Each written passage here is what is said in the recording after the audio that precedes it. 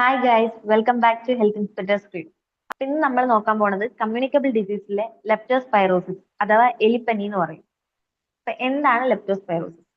Leptospirosis is an infectious disease caused by pathogenic organisms to the genus Leptospira.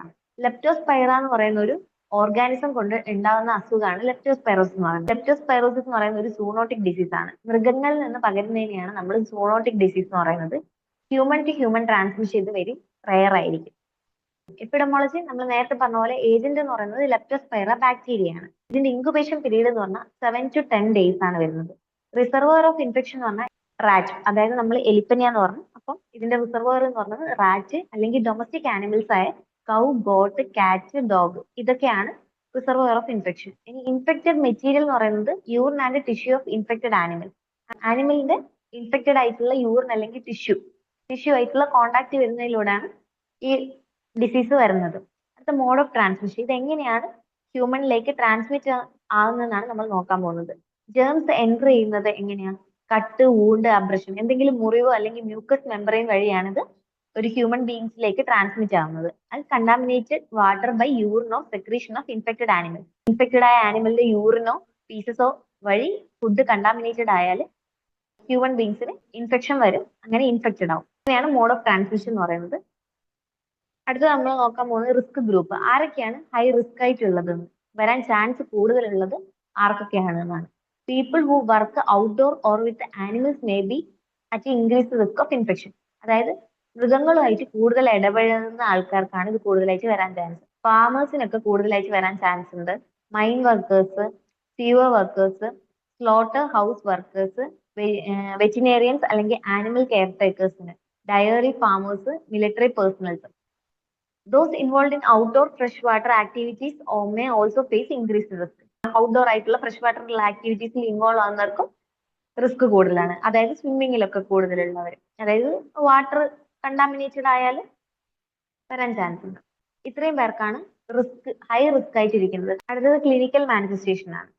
There are 4 major clinical categories ഉണ്ട്. അതായത് mild influenza like illness. Influenza like illness എന്ന് പറയുന്നത് എന്തൊക്കെയാ? Fever, chills, മാലേസ്, ഇതൊക്കെയാണ് influenza like illness എന്ന് പറയുന്നത്. പിന്നെ വെയിൽ സിൻഡ്രോം. വെയിൽ സിൻഡ്രോം എന്ന് പറയുന്നത് എന്താ?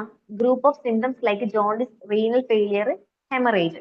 അതായത് ഏറ്റവും ക്രോണിക് കണ്ടീഷൻ ആണ്. അതായത് ലെപ്റ്റോസ്പൈറോസിന്റെ ക്രോണിക് ആയ ഒരു കണ്ടീഷനാണ് വെയിൽ സിൻഡ്രോം എന്ന് പറയുന്നത്. അതെന്തിലേക്കൊക്കെ ലീഡ് ചെയ്യും? ജോണ്ടിസിലേക്കും റീനൽ ഫെയിലിയറിലേക്കും ഹെമറേജിലും മയോകാർഡൈറ്റിസിലേക്കൊക്കെ ലീഡ് ചെയ്യുന്നതാണ്. പിന്നെ പറയുന്നത് മെനിഞ്ചൈറ്റിസ്, അതായത് ഇൻഫ്ലമേഷൻ ഓഫ് ദ മെനിഞ്ചസിനെയാണ് മെനിഞ്ചൈറ്റിസ് എന്ന് പറയുന്നത്.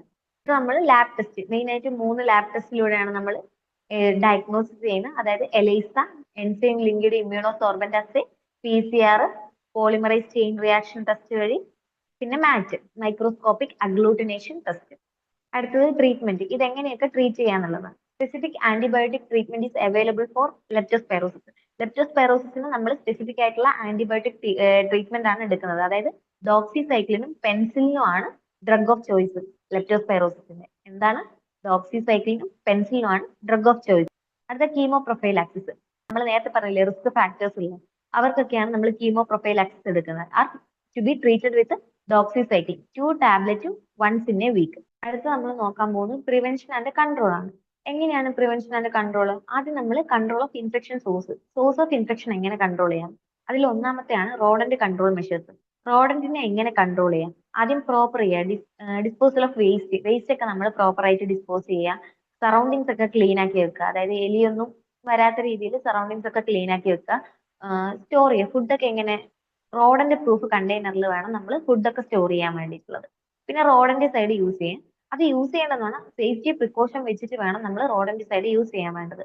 പിന്നെ എലീനെ പിടിക്കാൻ വേണ്ടിയിട്ട് നമുക്ക് സ്നാപ്പ് ട്രാപ്പും ഗ്ലൂ ബോർഡ് അങ്ങനെയുള്ള കേജ് ട്രാപ്പ് അതൊക്കെ വെച്ചിട്ട് നമുക്ക് എലീനെയൊക്കെ പിടിക്കാൻ വേണ്ടി പറ്റും. അങ്ങനെയൊക്കെ നമ്മൾ റോഡന്റ് കൺട്രോൾ മെഷേഴ്സ് വെച്ചിട്ട് കൺട്രോൾ ചെയ്യണം.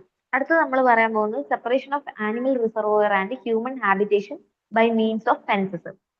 എങ്ങനെയാണ് ഇത് എന്ന് പറയുന്നത്? പ്രിവെന്റീവ് പബ്ലിക് ഹെൽത്ത് മെഷർ ആണ്, used to reduce transmission of zoonotic disease. Zoonotic ഡിസീസിന്റെ ട്രാൻസ്മിഷൻ അവോയ്ഡ് ചെയ്യാൻ വേണ്ടിയിട്ട് നമ്മൾ പബ്ലിക് ഹെൽത്ത് മെഷേഴ്സ് എടുക്കുന്നതാണ്. എന്താണ്? നമ്മൾ കൺസ്ട്രക്ട് ചെയ്യണം ഒരു ഫിസിക്കൽ ബാരിയർ. സെപ്പറേറ്റ് ചെയ്യണം ഏരിയ. ഹ്യൂമൻ താമസിക്കുന്ന സ്ഥലവും ഡൊമസ്റ്റിക് ആനിമൽ താമസിക്കുന്ന സ്ഥലവും തമ്മിൽ ഒരു ഫിസിക്കൽ ബാരിയർ കൊണ്ടുവന്നിട്ട് സെപ്പറേറ്റ് ചെയ്യണം. പിന്നെ നമ്മൾ immunisation of dogs and livestocks. Immunisation എടുക്കുക പ്രോപ്പർ ആയിട്ട്, പ്രോപ്പർ ഡോസ് അനുസരിച്ച് ഇമ്മ്യൂണൈസേഷൻ. പിന്നെ പ്രോപ്പർ വേസ്റ്റ് ഡിസ്പോസൽ. നമ്മൾ നേരത്തെ പറഞ്ഞല്ലോ റോഡന്റ് കൺട്രോൾ മെഷേഴ്സിൽ പ്രോപ്പർ ആയിട്ട് വേസ്റ്റ് ഡിസ്പോസ് ചെയ്യുക, റോഡന്റ് പ്രൂഫ് കണ്ടെയ്നറിൽ നമ്മൾ ഫുഡൊക്കെ സ്റ്റോർ ചെയ്യുക. ഇങ്ങനെ നമുക്ക് കൺട്രോൾ ചെയ്യാം. അടുത്ത നമ്മൾ പറഞ്ഞു റൂട്ട്സ് ഓഫ് ട്രാൻസ്മിഷൻ എങ്ങനെ പ്രിവെന്റ് ചെയ്യാന്നുള്ളത്. അതായത് chemoprophylaxis for high risk group. High risk ഗ്രൂപ്പിന് കീമോ പ്രൊഫൈലാക്സിസ് എടുക്കുക. അതായത് നമ്മൾ നേരത്തെ പറഞ്ഞില്ലേ ഹൈ റിസ്ക് ഗ്രൂപ്പിന് ഡോക്സിസൈക്ലിൻ ട്വൈസ് എ വീക്ക്, അതായത് 2 എടുക്കണം എന്ന് പറഞ്ഞില്ലേ. അങ്ങനെ കീമോ പ്രൊഫൈലാക്സിസ് എടുക്കുക. Avoidance of contact with contaminated water. Contaminated വാട്ടറുമായിട്ടുള്ള കോണ്ടാക്ട് ഒക്കെ നമ്മൾ അവോയ്ഡ് ചെയ്യുക.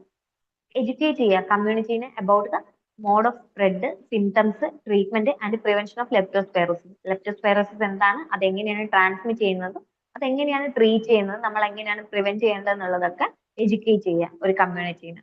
അപ്പൊ ഇത്രയാണ് ലെപ്റ്റോസ്പൈറോസിസ് എന്ന് പറയുന്നത്.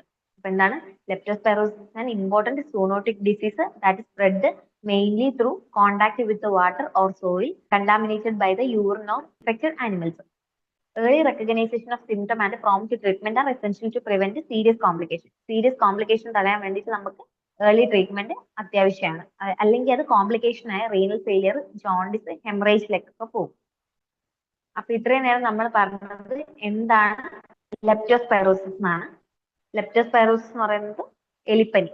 ആദ്യം നമ്മളൊരു ഡെഫിനിഷൻ എഴുതാം, പിന്നെ അതിന്റെ എപ്പിഡോമോളജി, ഏജന്റ് ഏതാണെന്ന് എഴുതാം, ഇൻക്യുബേഷൻ പീരീഡ് എത്ര തൊട്ട് എത്ര വരെ, ഏജന്റ് ലെപ്റ്റോസ്പൈറ ബാക്ടീരിയ ആണെന്നും ഇൻക്യുബേഷൻ പീരീഡ് 7 to 10 ദിവസമാണെന്നും, റിസർവോയർ ഓഫ് ഇൻഫെക്ഷൻ റോഡൻസ് അതായത് ഡൊമസ്റ്റിക് ആനിമൽസ് ഉൾപ്പെടുന്നതാണെന്നും, ഇൻഫെക്റ്റഡ് മെറ്റീരിയൽസ് എന്തോന്നാ urine and tissue of infected animals ആണ്.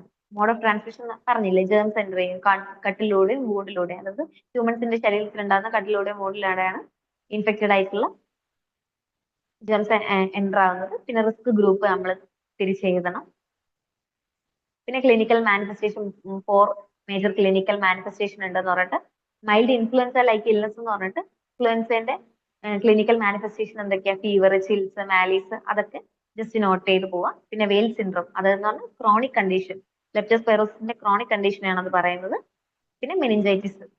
പിന്നെ ലാബ് ടെസ്റ്റ് ആയ 3 ഉണ്ടെന്ന് പറയാം.